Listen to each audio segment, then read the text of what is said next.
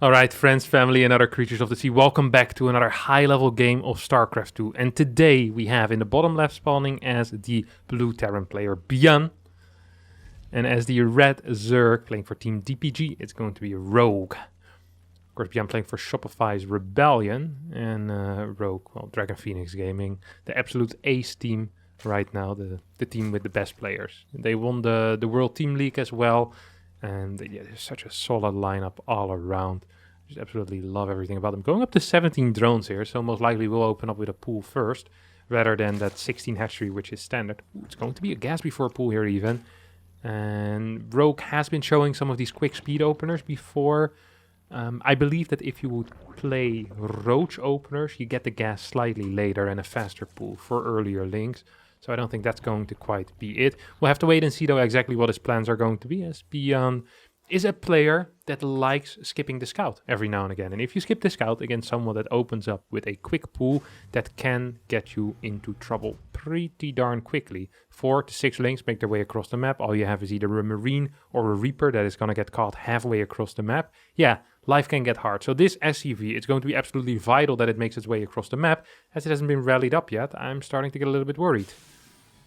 And I was worried for nothing, as the SCV will start moving across the map here. Reaper starts as well, so build order-wise, this is very okay for ByuN. He gets the scout as well, or will get the scout. You'll see that the hatchery will not be done yet.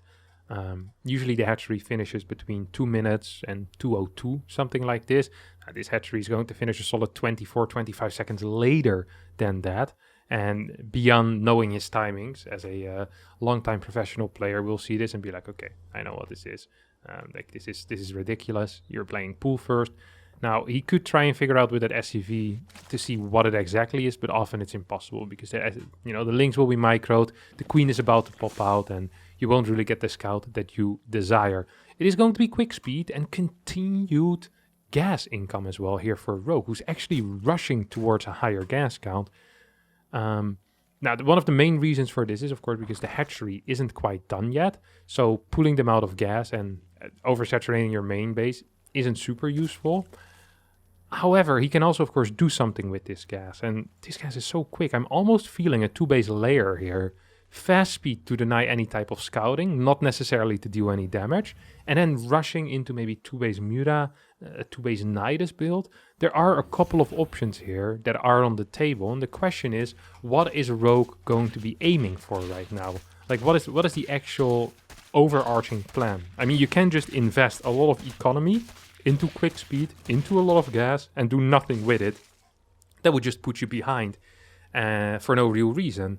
So he seems to actually not be using the speed for anything whatsoever. And as he didn't even try to run by the first 2 links either, they maybe had a different plan if ByuN doesn't scout, that he says, okay, I'm going to Bailing Bust or I'll throw down a Roach Warren. But now that he got scouted, he just wants to play a standard game where he is just slightly behind compared to normal. 3rd base is going to be thrown down here for Rogue as well, as continued creep tumors are being constructed. Queen 4 and 5 on the way, and an armory as well as a medevac coming out for ByuN. Now, you might be wondering why a medevac if you only have 3 Marines. It's because these Hellions are not going to stay Hellions for much longer. They will be transformed into Hellbats in the very, very near future. 4 Marines, 1 Reaper, 6 Hellions, I guess, is going to be the push here. As he should wait for that 1 extra Marine. I mean, it's about to pop out. Might as well. I mean, you're going to need to wait for the Hellions anyway, so it doesn't matter too much. It's just a small little timing, 3-4 extra seconds. Ooh, this Overlord's actually going to be scouting, but this Overlord will get the info the same time that this Overlord will get the info. So this Overlord will be calling back home. It's like, guys, we're being Hellbat all in. And the person he'll be calling it in through is like the Queen. And the Queen's already like being burned by Hellbat fire at that time. And, guys, and it's producing a lot of Hellions and stim. Like, zzz, zzz. That's not really the sound of a flamethrower, but more like an electric flamethrower. Electrician flower. Hellbats are dealing a decent amount of damage against these links. There is a nice concave on these queens though. 1 transfuse will save the first queen. There's 1 more transfuse remaining in this queen army. 3 Hellbats have already gone down. More Hellions are arriving right now. The medevac is still full HP. 12 more links are in production. ByuN says, hey, I don't think I can deal the damage that I want to be dealing here, and I'm just going to be heading back. I want to, you know, set up again, get that Liberator going. A Liberator, of course, forces the split on the queens. That means that perhaps this push can deal a little bit more damage in the front. Banelings should be morphing right now. I do believe that. I mean, there's 7 Hellbats here. If your queens are split and you just have pure Ling, that is going to suck. Here comes a Ling run by out of Rogue, but there's no more reinforcements coming. And on top of that, there's already a wall. This can just be repaired. I actually think that Rogue might be in a little bit of trouble, and I don't think Rogue is realizing this. If ByuN decides to attack right at this moment, Rogue could be stuck trying to defend this with 4 or 5 queens. Oh, okay, here come queen 6, 7, and 8 even is here as well. One of the queens goes down immediately. 7 Hellbats still alive. No, 6 Hellbats still alive. At the same time, this Ling run by is dealing a fair amount of damage. The top depot is going to get focused down. ByuN not paying attention defensively, just mainly focusing on getting these Hellbats as much damage as possible. But at the same time, his depot wall is going to get broken and Rogue gets in with the Lings. That means that a lot of these SCVs will need to be pulled off the line, and a bunch of them will also die as a result. 5, 6 workers. And although Rogue was not planning on doing an attack, he does end up dealing more damage than ByuN dealt to him. So ByuN sure killed a couple of queens, 4 queens have gone down, a bunch of Lings have gone down, but overall units lost is in favor of the Zerg player, and that is a situation that as a Terran you never ever want to be in. Factory is going for a reactor, so we'll be seeing a more active style. Sometimes when ByuN gets behind in the early game, he goes into a very passive campy style with tanks slowly expanding, second factory, more tanks, and eventually teching into Ghost. Almost as to say, hey, I want to skip the mid game. That doesn't quite seem to be the case. He actually continues Hellion production here. So he's following this up with another Hellbat push. This is just Hellbat push into Hellbat push into Hellbat push. ByuN has 1 unit on his mind. And my friends, it is not the Marine, it is not the Reaper, it is the Hellion and the transformation of the Hellion.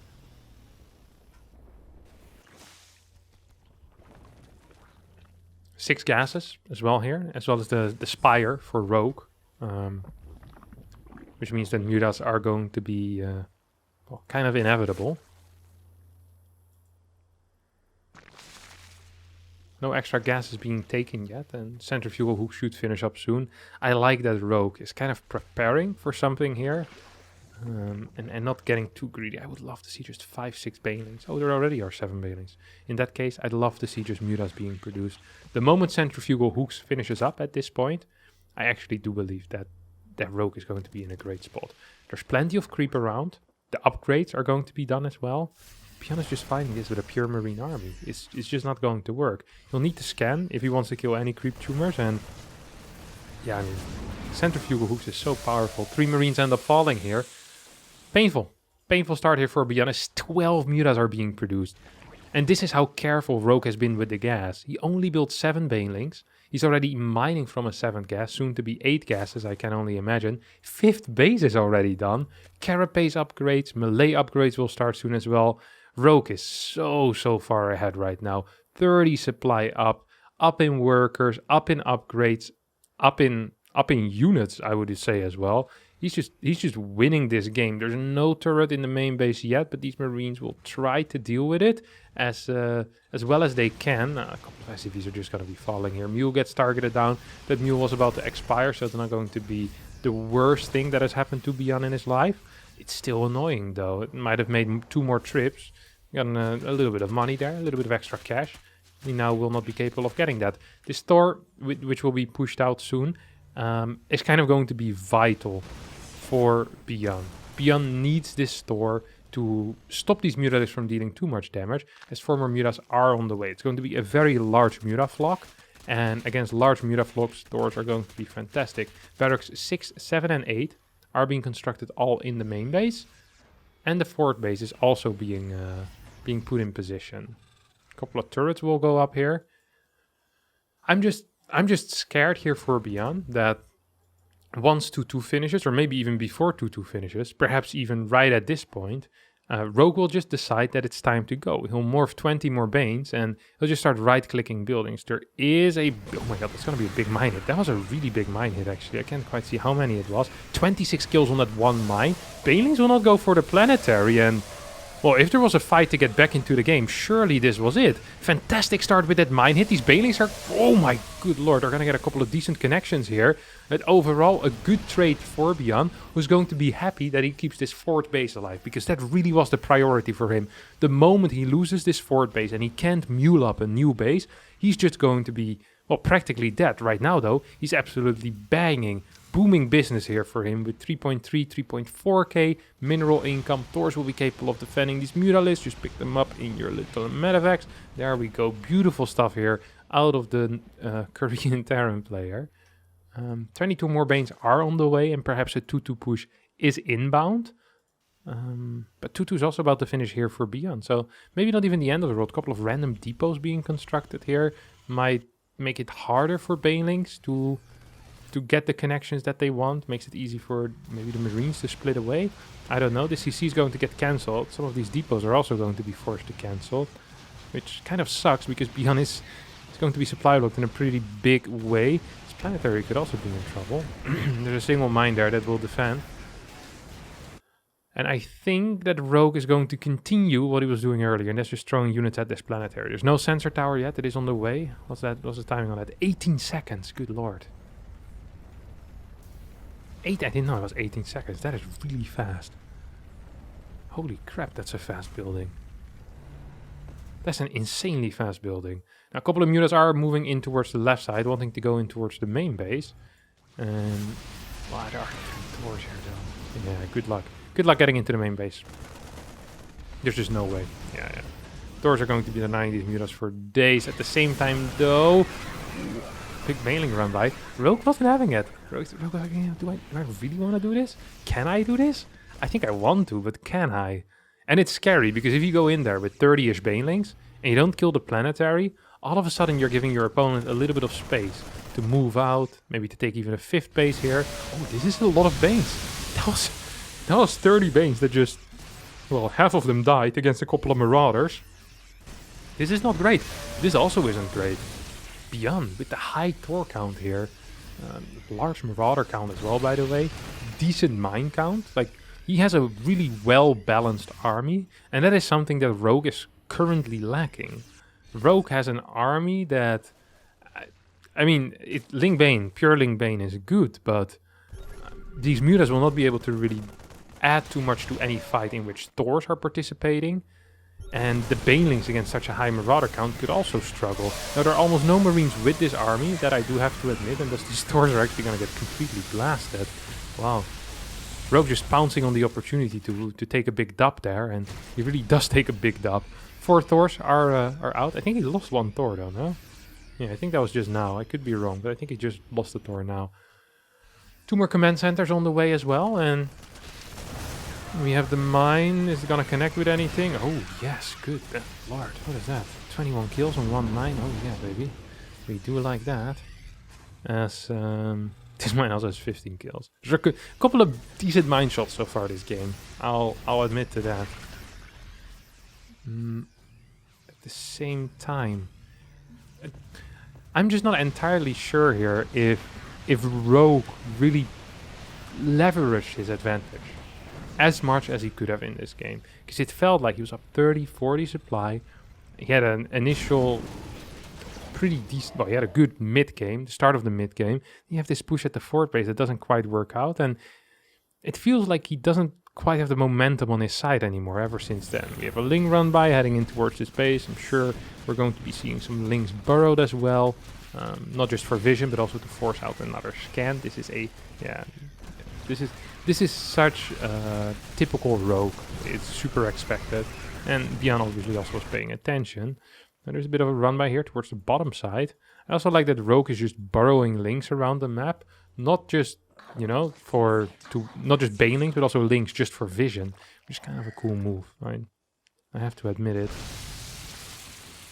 26 Banelings, 3 Ultras, 60 Muralists, and 100 drones to be exact here for Rogue. As Rogue makes its long journey in towards the main base of his opponent, with +2 attack Muras will be capable of, well, still only 2 volleying these turrets. 3 turrets will go down already. Once again, the Thor's in the correct position to deal with this. At the same time, we have an Ultra attacker. Oh my... There are some mine hits this game, which are just too nasty. This guy only had 5, this guy had 9. I know there was like one mine that legit got like 15 or 16 here. You could see it happen. I saw it happening live. Like, it is crazy amounts of kills. And now that ghosts are out, these mutas are going to be a lot less useful. A couple of snipes, of course, are just going to be killing mutas left, right, and center. Every snipe is going to be a big loss on the side of the Zerg player. So this is probably going to be the end of the Mutalisk harassing for now in the main base. As they start rotating towards the further right side.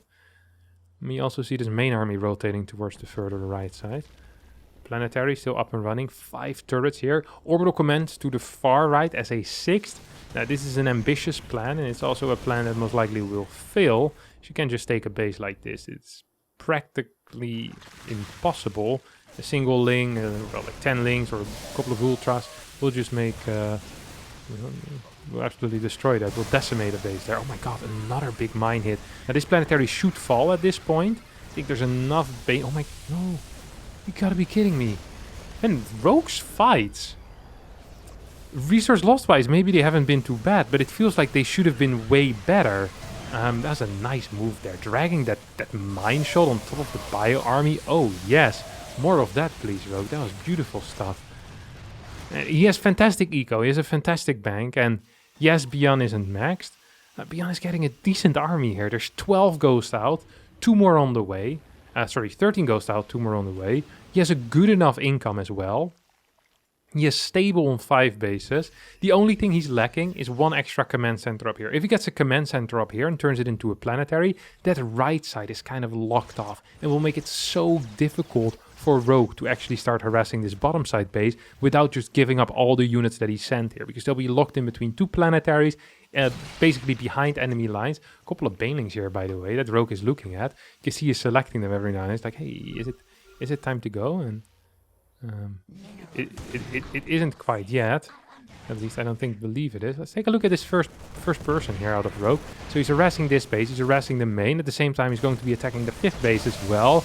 Some nice move commanding going on here with the banelings. A couple of banelings are getting split off in towards the mineral line as well. Mutas are taking a bit of a beating in the main base of the opponent. Ghost snipes going down as well. It's a single ultra on that right side, like I mentioned before. Will be capable of just attacking that orbital, denying any mining over there. 15 SCVs go down. I really like the way that this fight looked here for Rogue. He's immediately gonna keep holding down that Linky and that Baneling key as well. 2-2 on the Mutalisk. We don't have a Greater Spire yet, so I don't think we're going to be seeing Broodlords anytime soon. So we hop over to ByuN's first-person view here. So he's aware that something is happening on the left side. He sets up a bit of a drop, or just wants to go home with these drops. No, this is setting up a drop. Wants to leave these units on the right side now. Seems a little bit... not quite sure. Seems a little bit insecure in his moves right now. Not super decisive, not knowing where to go. These mine shots are going to hit him in a decent way. That's the one thing I think we could criticize Rogue for, that these mines have just been dealing slightly too much damage throughout this game. And with these ghosts also being here, I mean, you're going to need to connect banelings with ghosts. That is the only way you're going to be winning, and I guess that's why we see 47 banelings on the way right now. If you do not connect with these ghosts, and you need to retreat, there's 19 ghosts that are going to snipe 1 unit each. Like, it's just impossible. And one of the many advantages of the Baneling is that it's so small, so cheap, that sniping it is almost useless. A couple of snipes do go down. Mines are properly spread as well. There's a large bio army on the left side. Good Baneling flank though coming out of Rogue. We'll try to get the connection with these ghosts. Will he get it? Will he get it? I think the answer might just be yes. There's only 10 ghosts remaining right now, but absolutely nothing of Rogue remains. Needs to rebuild 94 links and 4 ultralisks. Resources lost heavily leaning in favor right now of ByuN. Really, he needs to start flying this base towards the right side. This is going to be priority number 1 right now, because if he gets that base towards that right side, he denies the ling on this bottom side as well. All of a sudden, you're working off extra base, but instead we see another orbital command being morphed. And this feels scary. This looks scary, and I do not approve of these moves. There's no more mutas remaining, which means that drops are going to be harder to deal with here. I think this left side base might even fall. A couple of links are going to get split off, but the stim will be capable of just targeting this down with enough damage output here. No cancel on the hatchery, as this medevac will continue its journey into the promised land. Couple of mine shots, not the greatest shots, at least not of this game. Still pretty decent ones though. Banelings are going to get targeted down. Fantastic splits here out of ByuN, as more Banelings are going to be rolling in. Will they get the connections that they need? I think the answer might have just been yes here. This was a fantastic fight for Rogue, just completely cleaning up.